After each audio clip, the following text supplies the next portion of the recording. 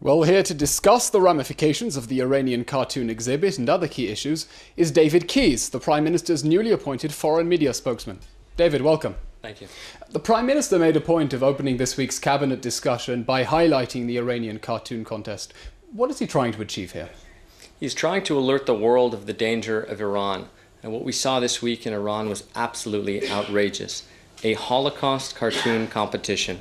That bears repeating, a Holocaust cartoon competition.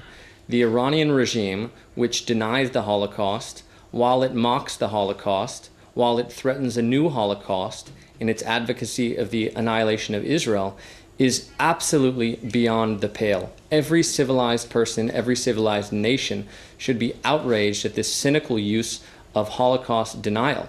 It's hard to think of a more debasing and dehumanizing form of humor to take the single greatest tragedy in modern and living history and to transform it into a Holocaust competition.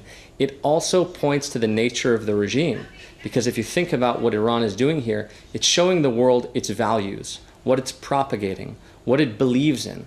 It's not just a country that's running forward in its nuclear program, it's a country which is openly and proudly advocating the annihilation of Israel. It's engraving its missiles with "Israel will be wiped out." It's a threat that the entire world needs to take seriously.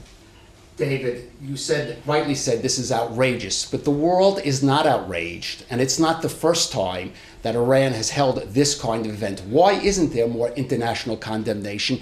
And what can Israel, what can you and your job do to try to spur the world to take this kind of thing seriously? Well, the most important thing you can do in the face of lies is to speak the truth. It's something that every country should be aware of, should condemn, should understand the link between this kind of thinking and the policies that Iran is advocating. The reason that Iran is supporting Hamas, which calls for genocide of all Jews, the reason that Iran is supporting Hezbollah, which has called for the death of every Jew. Hassan Nasrallah said he hopes every Jew gathers in Israel so he doesn't have to hunt them down around the world. These are words that the world needs to take seriously, because in the past, when people have ignored such calls for annihilation, we have ignored them at our peril. There is a link between words and actions, and as the Iranian regime is openly and proudly, as I said, calling for the destruction of Israel, it also speaks to the nature of how Iran will treat its neighbors and the entire world. Its support for terrorism spans throughout the world. It's blown up civilians on 5 continents, so it would greatly behoove other civilized countries in the West and throughout the world to take the Iranian rhetoric seriously and not merely discount it as for internal purposes. David, I'd like to move over to another subject the Prime Minister mentioned in his cabinet remarks, namely the French peace initiative. Now, the Prime Minister has stated again and again his willingness to enter direct bilateral talks with the Palestinians, and now the French claim to be explicitly promoting an agenda that will do precisely that. So why is the Prime Minister saying no? Isn't some progress better than stalemate? Well, this actually seems to disincentivize peace. The Prime Minister calls almost every week for direct and bilateral talks with President Abbas. But in the last 7 years, President Abbas has agreed to sit with the Prime Minister less than 7 hours. It's pretty hard to make peace if someone won't even sit with you in the room and talk with you. There's a lot of difficult issues. There's a lot of issues that need to be worked out. But you can't work them out if the other side isn't even willing to meet. So instead of flying across the world and gathering dozens of nations of various affiliations, a much more simple and elegant solution would be to drive about 10 minutes that direction, sit with your counterpart, and discuss the tough issues. But unfortunately, President Abbas has refused. And it seems that there's a simple reason, because he would be then faced with the real choice he has. The core of this conflict remains the persistent Palestinian refusal to recognize the state of Israel in any boundaries.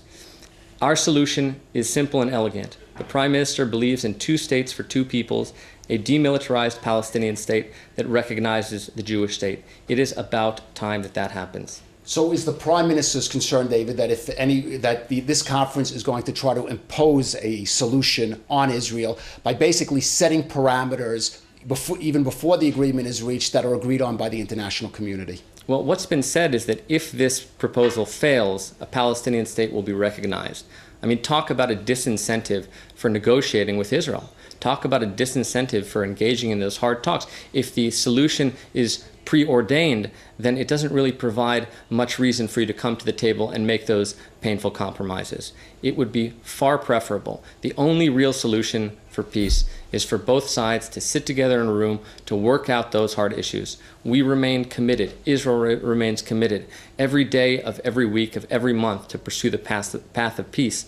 And as soon as the Palestinian leadership accepts the fact that they have to give up the dream of a greater Palestine, that this conflict is not about houses in Jerusalem, but remains about Haifa and Jaffa and Tel Aviv, as soon as that decision is made to accept a Jewish state, to recognize it, there can be real peace moving forward. Well, given that, David, why has the Prime Minister proven incapable of persuading the French simply to pressure the Palestinians into entering the direct bilateral talks that he's already expressed his willingness to engage in, instead of this peace conference?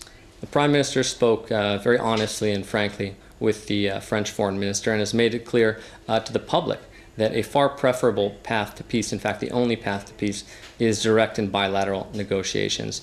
We hope that the Palestinians accept this and understand that it would be far preferable to sit together and to work out those difficult issues. Now, the Prime Minister also mentioned in the cabinet discussion the question of UNESCO and its now infamous resolution which denied the Jewish connection to the Temple Mount. Now, in 2011, the American administration temporarily defunded UNESCO after it recognized the State of Palestine as a member. What sort of international sanctions is Israel considering to make sure that the UNESCO doesn't single-handedly take the Arab side every time, in every dispute? Well, first of all, that same UNESCO body should be lauded for their criticism of this Iranian Holocaust cartoon competition.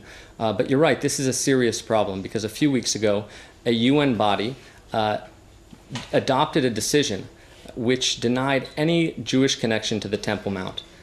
Now, there is no Jewish connection to the Temple Mount if you disregard the last 4,000 years of history. But if you take history seriously, there are some very basic and simple facts that should be recognized. And for a body specifically tasked with preserving and upholding history and culture to deny the Jewish people's history and culture is frankly outrageous, and it actually makes peace harder to attain. Thank you, David. I'm afraid that's all we have time for. I hope to see you again soon in the studio. Thank you, David, and thank you, Kalev.